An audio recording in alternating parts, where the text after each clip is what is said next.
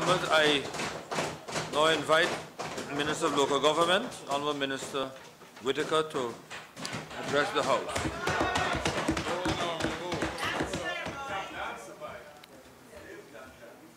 Thank you very much, Mr. Speaker.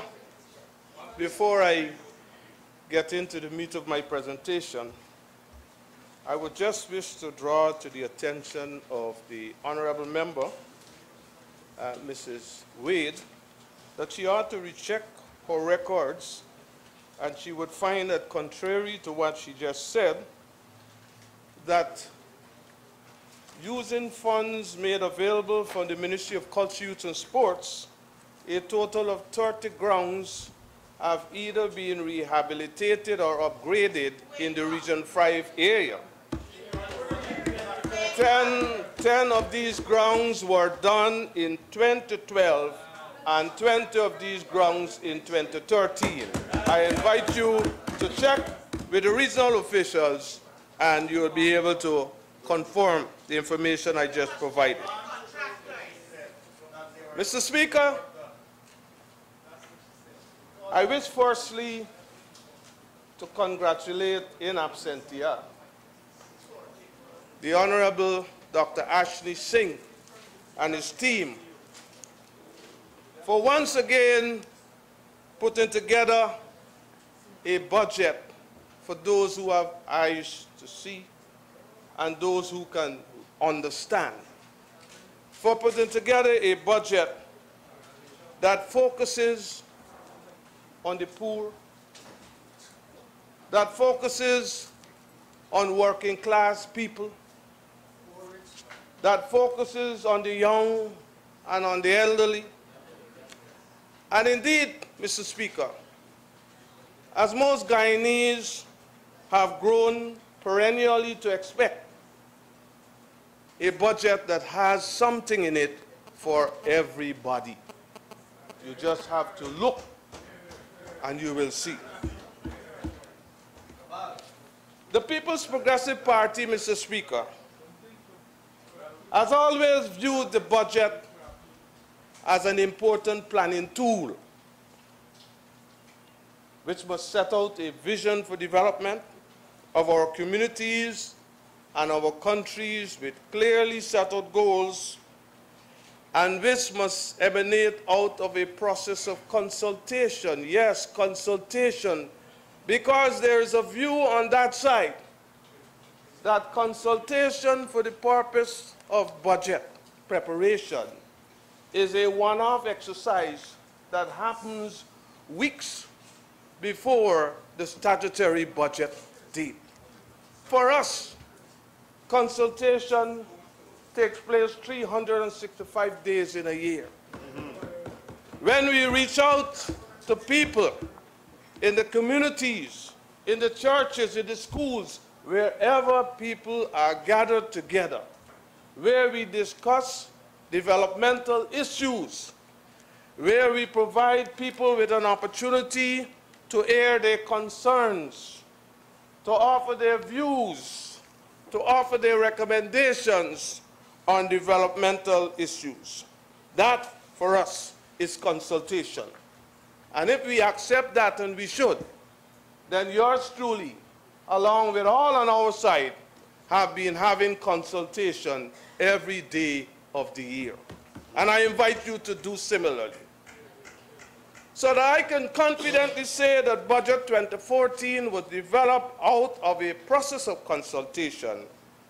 And I use this opportunity to thank all who have offered their support at the level of the private sector, at the level of the unions, FITUG, youth groups, church groups. We say thanks for seeing development as something that we should all be involved in. Mr. Speaker, we of the PPP and the People's Progressive Party Civic has always committed to consultation, for it is only then that we are able to appreciate the needs of our people, development challenges they face in their communities. We see consultation with the people as providing a platform for the strengthening of the relation between them and government, and that is why we have such a strong relation that they have been continuously electing this PPP civic government since 1992.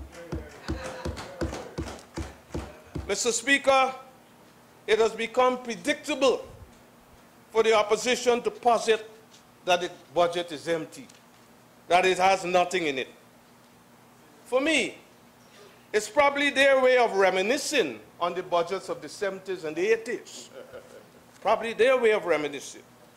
The budgets to which Guyanese listened only to ascertain what additional hardships were being heaped upon them at that point in time. But I'm happy and proud to stand in this National Assembly and to say that PPP civic budgets, which represent the work plan of the government, have been working for all of us. PPP civic budgets have brought positive results for us. And that is why, my friends, a significant majority of the Guyanese people always look forward to our annual budget presentation and what it has to offer. Indeed, they will tell you that Guyana has moved from the second poorest country in the Western Hemisphere to the status of a developing country whose social and physical infrastructure and whose economy has become vibrant and has transformed our country to one whose respectability has been restored and whose people enjoy a far, far better standard of living than they did in the 70s and 80s. Mr. Speaker, for 8 straight years, Guyana's economy has registered positive growth, even as many of our Caribbean and South American neighbors have been recording sluggish growth. Doesn't this paint a picture to you? Doesn't this tell you a story that some things have to be working? And these improvements to which I am about to allude, in spite of the challenges in the sugar industry and the determined and continuous efforts of the opposition to make our country ungovernable, to make sizable cuts to the budget, and to disturb the momentum of our development. That is their strategy. That is what they set out to do. Exactly. These improvements, my friend, have got to be attributed to sound and wise decisions with respect to the allocation and use of resources. How else can we explain the consistency? How else can we explain? How else can we explain, Mr. Speaker, the continual growth of our economy? The continual rise in our external resources, is it magic? Which I am advised, I read, is now equivalent to 3.9 months of imports. The continual reduction of our external debts. How do you reduce external debts? Don't you ask yourself that question? Our control of the inflation rate, we should stand with the PPP as proud Guyanese, 0.9%. That's the present inflation rate. And the stability, Mr. Basil Williams, the stability of our exchange rates, the ever-improving manufacturing sector, construction sector, information sector, our increasing ability to own our own homes. The average Guyanese, for the average Guyanese living in the 70s and 80s, that was a dream that they died and left. Today, look at the number of young people who own their own homes. A lot of public servants. How is that possible? It is possible because confidence was restored in the economy. The banking system was back on its feet. It was possible also because of interest rates dropping, making it affordable for people to borrow money so that they can have their own homes. And you sit here and say the budget had nothing? Where did the resources come from to transform this economy? Where did it come from? Shame on you. Shame on you. Mr. Speaker, a few days ago, I stood for about 5 minutes in a section of the city. Not more than about 2 minutes, my good friend, Mr. Harmon, not more than 2 minutes, and I counted about 25 cars that passed with young people driving. In the 70s and 80s, they couldn't even afford a bicycle. And you tell us that the budget has nothing in it? Yeah? By what authority do you say these things, my friends? We are able, under the PPP civic government, with the projects that you condemn, to have a better quality of education. Education across 83,000 square miles of this country. Building schools where there were none. Extending schools where they're yearning for learning. And the increase in the enrollment caused people to turn out in larger numbers. And those on that side who live in the hinterland, you must rise up and tell them, open their minds. And so, accessing a better quality of education. And my friends, I want to say to you, a better quality health care, better infrastructure, including roads, bridges, potable water. How else are we able to pay the increased pensions that we talk about? How else are we able to pay the increased emoluments that we pay annually? How else are we able to provide uniforms, to provide meals, to provide textbooks, to pay teachers a reasonable salary? How else are we able to do these things if the economy wasn't doing well? And if the proposals that set out in the budget weren't working? How else are we able to provide transportation assistance to parents? In the first instance, I've heard many of you condemning the amount, $10,000. That's what you see. You don't do the multiplication. I don't even know if you know to do it, right? You don't do the multiplication. If you did, you will see that it's a heavy investment. Of course, I forgive you, because you did not have the schools in those days, right? Mr. Speaker, when we look at what is happening in the health sector,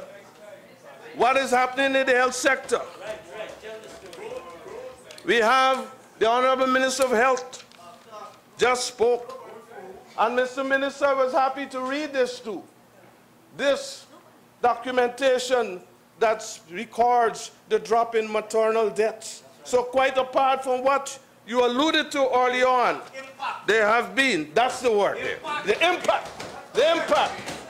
See? Yes, sir. And my friends, we have the education results of the past 10 years. Not only does this reflect an increase in enrollment of children going to school, not only does it reflect an increase in the enrollment in the hinterland areas, it reflects improvement in performance. At the SSE level, where in 2003, for example, the percentage of candidates gaining 50% or more in mathematics, 28.3%, and in 2013 it's 43.9%. The percentage of children gaining passes in science. My friends, you might feel offended with my referring to these data, but the quality of life of a people The quality of life of a people is a function not only of the material things we possess, but the quality of our education, the access to that education, the quality of our health care and the access to that health care. All those are indicators that tell us whether we're doing well or we're doing badly. Mr. Speaker, Budget 2014 aims to ensure that the benefits of this growth, this improvement are multiplied. Mr. Speaker, can I ask that they pay rapt attention?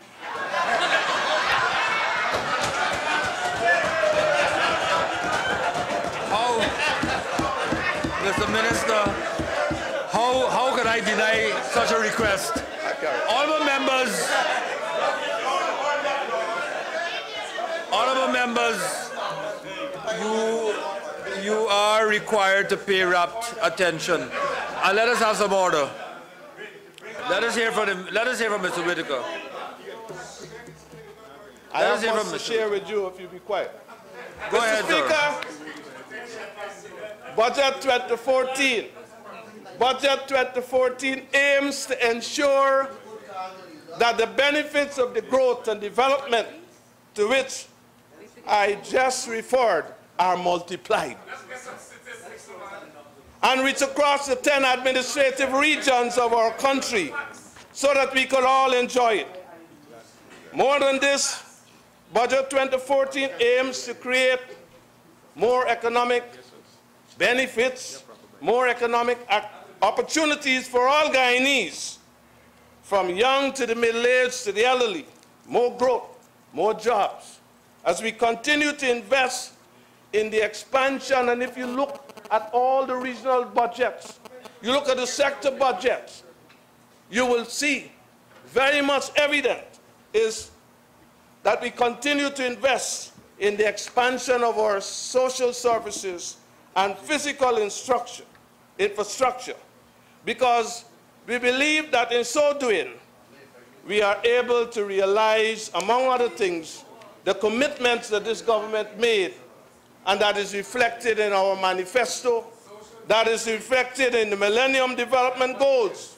And in fact, Mr. Speaker, I wish to draw attention to the fact that quite recently, UNICEF representative for Guyana and Suriname, Marianne Flack, FLACH, commented at the launch of a multi-indicator cluster survey. Dr. Ramcharan was there, that Guyana had achieved several of the Millennium Development Goals and is well on its way to achieving several more. I'll tell you that. She noted, that's not me, this is not Whittaker, she noted that Guyana had achieved the MDS. All right, listen, you'll hear it. She noted that Guyana had achieved the Millennium Development Goals relating to hunger, to primary education. And she noted our movement in the direction of universal secondary education. She noted that too. Gender equality and environmental sustainability. Mr. Speaker, if the honourable member so wishes, this can be made available from the UNICEF representative for Guyana and Suriname. In fact, I could make several copies for that site. Mr. Speaker, I ask the opposition to do nothing to derail the plans for development that we have. Don't do that. Something that works, don't try to fix it. You're not good at that.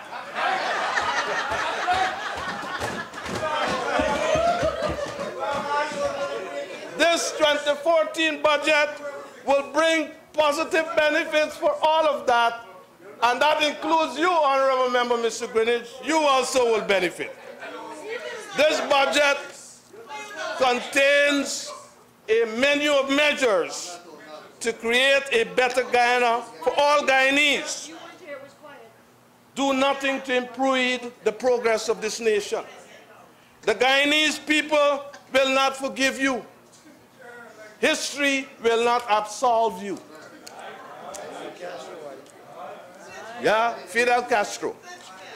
Mr. Speaker, I wish to examine the role, the responsibility, and the work of the Ministry of Local Government and Regional Development as we support the work of our sector ministries in the areas of social sector development and infrastructure development to which I just alluded.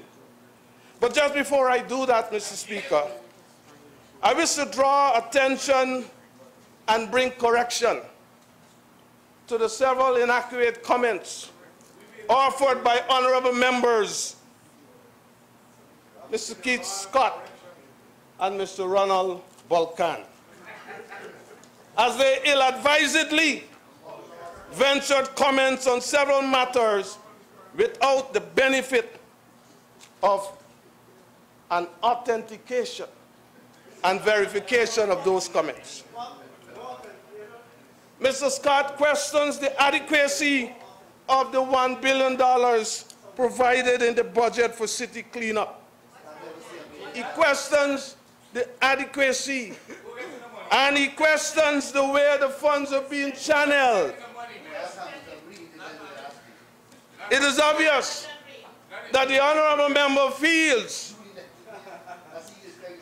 that the responsibility of the municipality to keep the city clean has been taken away from the municipality as a result of this monetary intervention.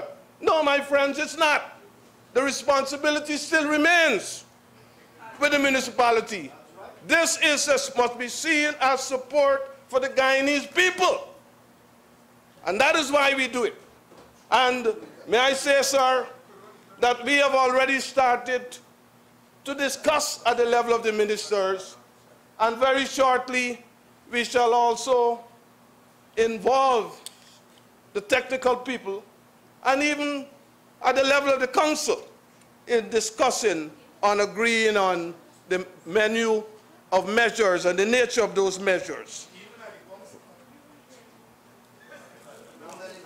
Mr. Scott questions where, further than that, Mr. Scott accuses the government of starving the council of funds and micromanaging the city.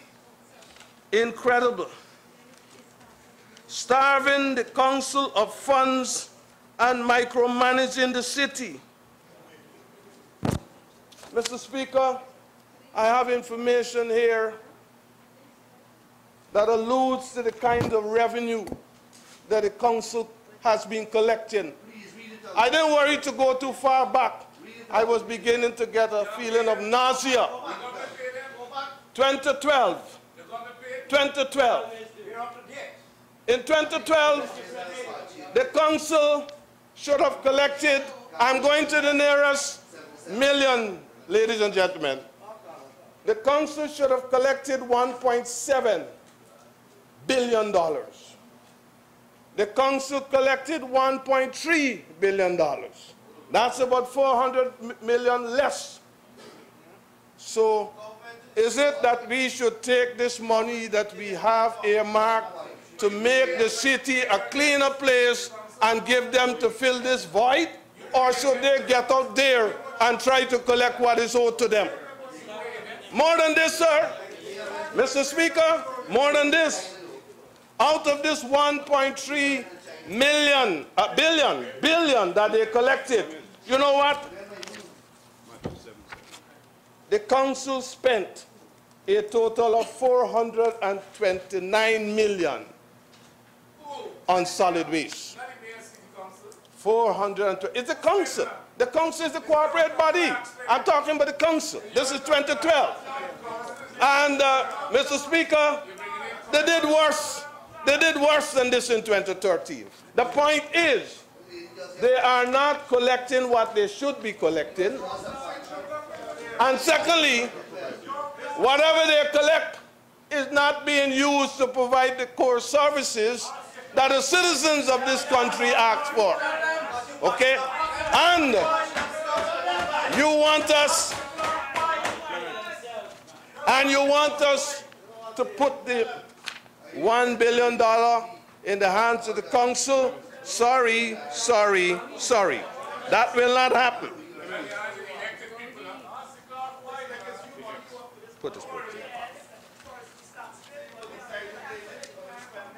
Mr. Speaker,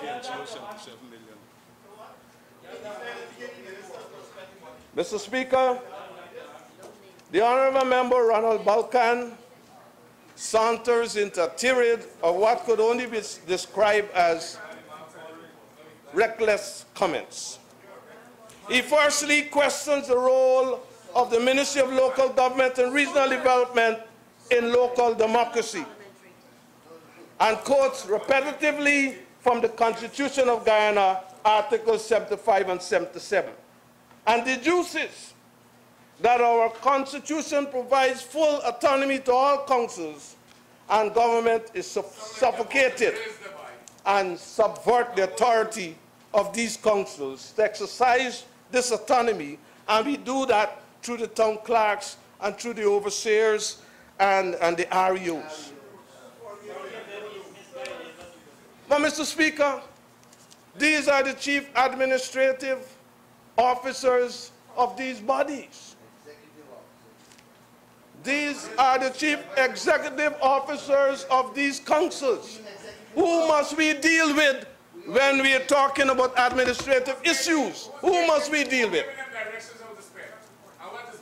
The council. They get their budgets. They put up their budgets. They put up their budgets. Mr. Speaker, the Ministry of Local Government and Regional Development has a responsibility for monitoring, for providing guidance, for providing oversight. And we do this. Who you giving guidance to? We work, Mr. Speaker, utilizing the resources made available by government. These are public funds, Mr. Speaker, whether they get it by way of annual subvention or they get it by way of rates and taxes, market fees, etc. These are public funds for which there must be accountability.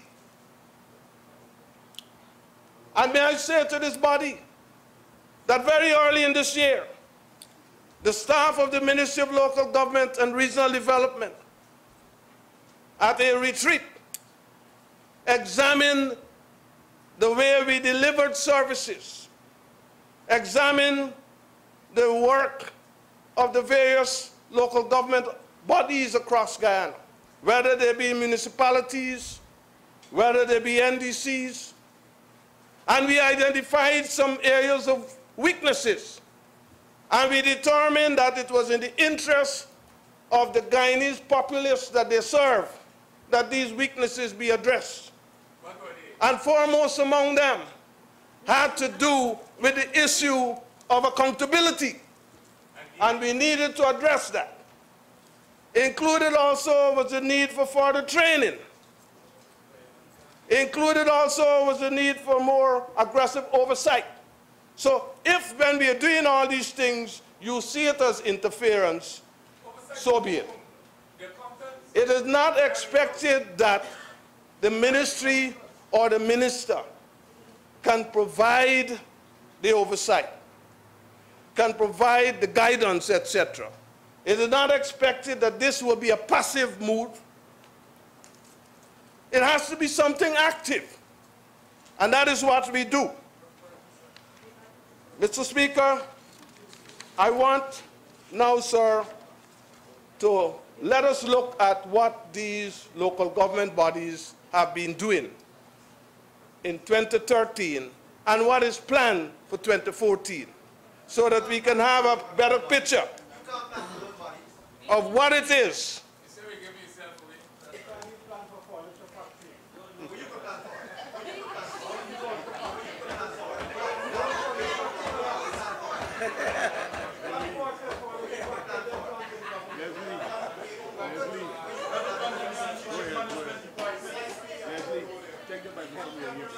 Mr. Speaker, the existing legislation provides that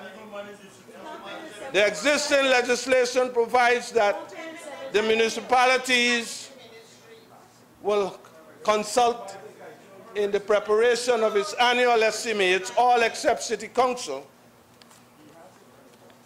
and will make these submissions available for scrutiny. The legislation also provides, sir, that in respect of our subventions that we provide, this has the approval of the minister. So that is the reason why we examine these. And our focus is to see that an increasing amount of resources that they take from the public goes not into traveling and stipend and snacks, but goes into providing core services to the people. And they have a problem with that. They have a problem with that. They have a problem with putting more resources into drainage. They have a problem with putting more resources into solid waste. They have a problem with putting more resources into rehab and servicing of cokers and pumps, etc. A significant amount of the resources goes into meeting the employment costs of people, many of whom do very little or nothing. Honourable member, you will need an extension of 15 minutes to continue. Yes, Mr. Speaker, I propose that the Honourable Minister be granted 15 minutes to continue his presentation. Yes.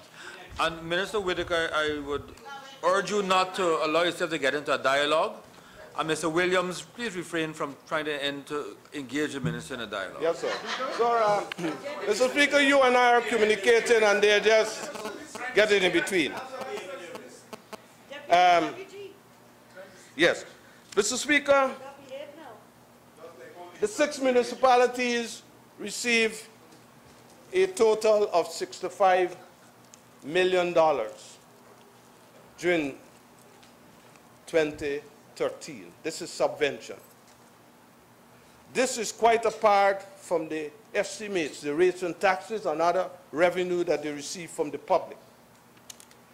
The municipality of Rose Hall received $8 million. This is quite apart from what they get from the ratepayers. $8 million, most of which were spent on roads, drains, backfilling, placing tubes. I say these things so we can see the effectiveness, what the resources are used for. Anna Regina, $9 million. And they use it, most of it, for construction of concrete box culverts. And again, also for doing roads and desilting of drains. Corriverton, $8 million, most of it used for maintenance of streets, and the streets are identified here. The maintenance of their landfill site, the maintenance of culverts, the rehab of drains. New Amsterdam, which got $10 million, and they use most of it for cleaning and clearing of drains, rehab of roads, and what is important, they were also able to acquire a tractor with some of that. Linden got $10 million. They spent most of it patching roads, cleaning, filling, and compacting, rehabilitation of equipment, drains, and culverts. They acquired a fogging machine and motor blower, and they purchased lights. Georgetown, they acquired 2 used 10-ton trucks. 20 million, twice what anybody else got. And they're spending that. The proposed works to be completed for 2014. You want on the restoration committee? For 2014, what is expected to happen is that additional resources will be made available, provided that you don't trim it. Additional resources will be made available due in 2014. In respect to the NDCs, 65 of them, $195 million. And you know what? They spent $100.1 million on roads. They spent $15.5 million on bridges, $8.2 million on culverts. They spent $4 million on machinery. One of them spent $1.5 billion on a bus shed. I am trying an excavation of trenches took $27.7 million. I am trying to talk about the range of activities. This is the Ministry of Local Government making available 195. Yes, sir, you can get that. To the list of all 65 NDCs to which this was made available. And that is why we have oversight. That is why we guide. That is why our people are very active there. For 2014, Mr. Speaker, the NDCs that have prepared their own budget estimates have determined that they want to spend over $125 million on roads. They want to spend approximately $17 million on bridges. They want to spend $7 million on 4 community centers within their neighborhood. They want to spend $31 million on excavation of trenches. This is resources that we make available to them.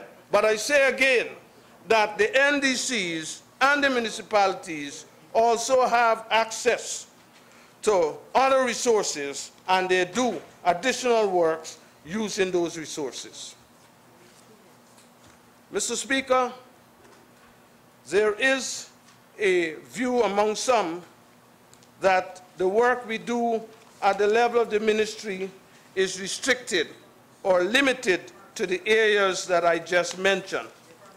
But I want to say that, no, it's more than that.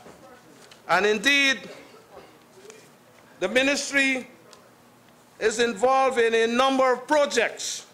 For example, we are involved in a project called CARILED, the Caribbean Local Economic Development Program.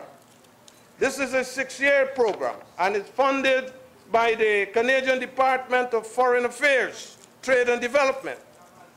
And it focuses on promoting local economic development through partnership with local government authorities, regional and municipal. The program is being implemented in 4 demonstrations, in 4 regions, regions 2, 3, 4, and 6. That's the phase 1. And in the next phase, we expect to embrace the 6 other regions of this country. The Mara Agriculture Enhancement Program on the East Bank of Berbice in Region 6. That's one of the projects that has been approved and is being implemented, $94,000 US. Other areas identified for demonstration project includes Tapakuma Women Agriculture Diversification Project. That's in Region 2, and that cost is $42,000 US. You have the Canals Polar Green Initiative Project. That has not been approved as yet. That's awaiting approval, but is envisaged to cost about $40,000 US. And you have the Friendship Swine Development Project in Friendship on the East Bank of Demerara in Region 4. And that is estimated to cost approximately $42,000 US. The 3 approved demonstration projects and the regions have already benefited from training in the areas of local economic development, various institutional strengthening activities, increased capacity, traditional staffing, and local area economic profiles for effective planning. So this is one of the economic activities. So the focus is not only on infrastructure, though that is the core of our activities, and the supporting the work of the sector ministry in developing and improving social services. The focus is also in issues to do with livelihood. We have also benefited from the CRIP program, the Community Roads Improvement Program, which had 2 components. And our ministry was responsible for the institutional development and capacity building aspect of that project.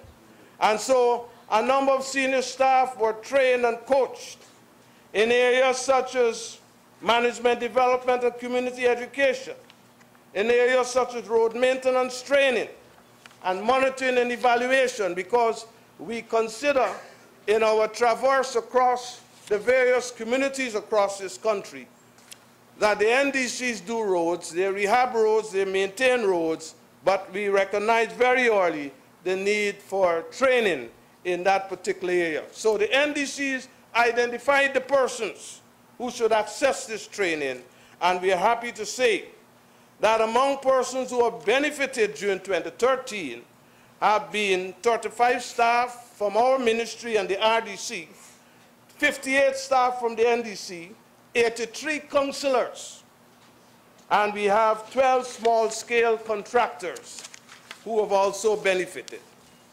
All program NDCs were provided with computer systems and accessories, including all-in-one printers, including external backup storage devices and digital cameras. This was the first time many of these NDCs owned such equipment. This will definitely enhance their record keeping. Not to mention also community education and awareness, which ensured that other persons from the community benefited also. Mr. Speaker, another area in which the ministry has participated with good results is the Youth Empowerment, Inclusion and Reconciliation Project, YEIRP. That's a project that started in May 2012 and came to an end a few days ago. And the main objective of that project was to work to improve the capacity of youth leaders. These are people identified by the NDCs in their respective communities. And this project aimed to work with them to improve their capacity as youth leaders. The project had several components, but I want to mention 4 of them. There was use of social media and ICT platform to facilitate youth interaction with policymakers, insertion of participants in institutions and local structure, that's on-the-job training, development of community projects, and these young people went back into their communities and they were able to work with the people and identify projects. The total budget for this project, the YEIRP, is $150,000 US. And as of December 2013, a total of $83.5 thousand US has already been spent. The projects that they have identified, Region 2, a waiting area, the Supernam Stelling. This is the young people that the NDC shows that benefited from this training. The waiting area, the Supernam Stelling. Rehabilitation of the children ward at the Leonora Cottage Hospital. Development of a learning resource center and ICT hub at Triumph. A learning resource center at Bushlat, that's in Region 5. Voluntary counseling and testing site at the New Amsterdam market, that's 6. And Region 10, rehabilitation of the Karakara play field. These are young people in these specific regions who interacted with their peers and came up with these projects that were accepted and will be implemented using the funds available under this project. There was also the literacy enhancement awareness aspect of the project. RDC building Triumph on the East Coast, that's where that project was concluded. Bushrat Community Center, the RDC building at RIM, the RDC Annex, rehabilitation of the Karakara play field off the streets and into the play field, etc. I want to mention one more project, Mr. Speaker, because I want to get across clearly that what we do at local government goes beyond merely looking at infrastructure. This is the Georgetown Solid Waste Management Program. June 2013, we acquired 825 collection containers of varying sizes, 240 liters, 660 liters, 1100 liters. These bins, 458 of them were distributed to NDCs in Region 4 and in public spaces, which include health centers, schools, community centers. 367, we are in the process of distributing those in public spaces in the Georgetown municipality. We have asked the Ministry of Public Works to help us identify those spaces and the City Council, and those will be distributed there. The list, we also have some collection trucks that were purchased. 2 21 cubic meter rear compactor and 2 8 cubic meter rear compactor. These trucks are intended to surface the collection bins which were distributed to the NDCs.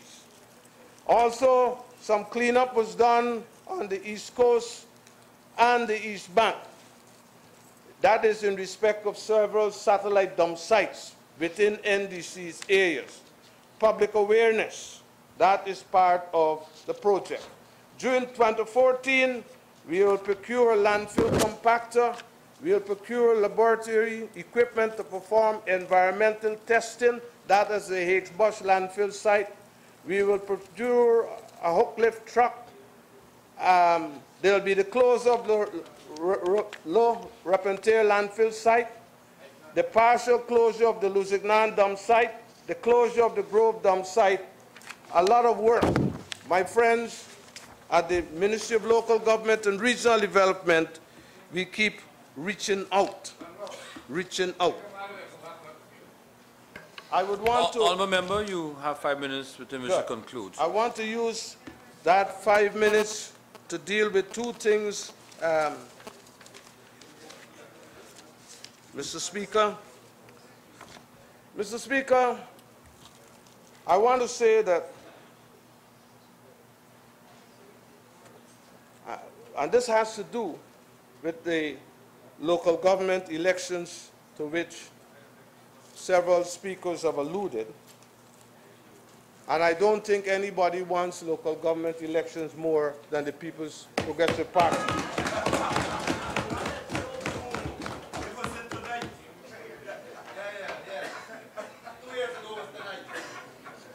Mr. Speaker, talk about free and fair elections will be empty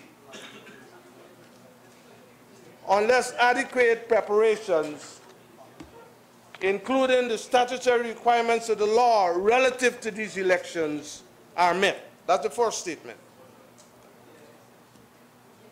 Demarcation of boundaries for some constituencies, still a work in progress.